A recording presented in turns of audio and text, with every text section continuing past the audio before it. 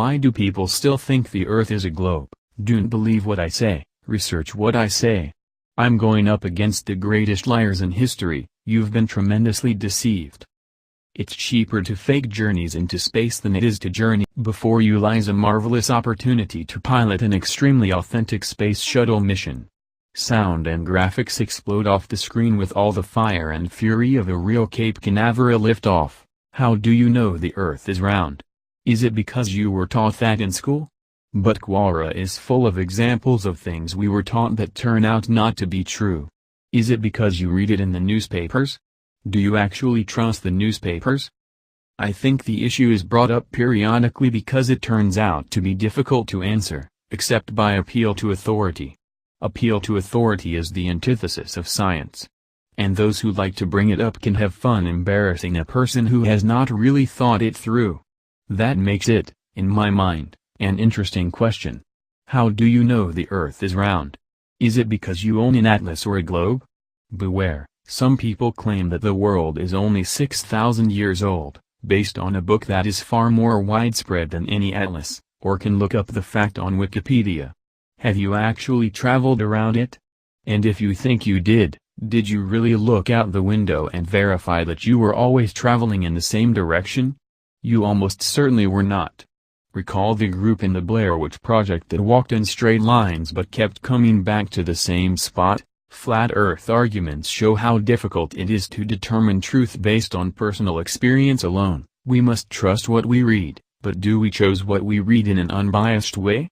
All these issues make Flat Earth discussions into a useful exercise, a useful learning aid, perhaps something that all students should engage in at least once. In 1492, Columbus set sail for the New World based on the assumption that Earth was round. Why not? After all, according to historian Jeffrey Burton Russell, no educated person in the history of Western civilization from the 3rd century BC onward believed that the Earth was flat. But nearly 500 years later, an American man was planning a voyage based on the exact opposite assumption. Mike Hughes, a 61-year-old limo driver, was going to launch himself into space to prove that Earth is flat. Mechanical complications and the federal government shot that idea down, however. For now at least. Hughes isn't alone in his theory. Thousands of people, from musicians to football players, believe Earth is flat, and that the world's elite are duping citizens across the globe with a globularist conspiracy. Many cultures in world history conceptualized the physical world in ways that didn't include a spherical Earth. The ancient Chinese believed Earth to be a flat square, and that only the heavens were spherical.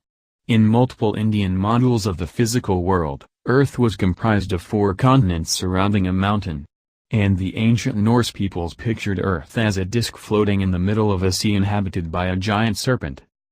These ideas, however, were first challenged as early as 2,500 years ago. In the 4th century BC, Aristotle provided some of the first evidence showing that Earth was round. Ships disappear hull first when sailing over the horizon, Earth casts a round shadow on the moon during lunar eclipses, and different constellations are visible at different latitudes. Aristotle's evidence would be corroborated and elaborated upon extensively over the following millennia. But it seems that nothing, not even GPS technology or manned space flights, can convince some people that Earth is round.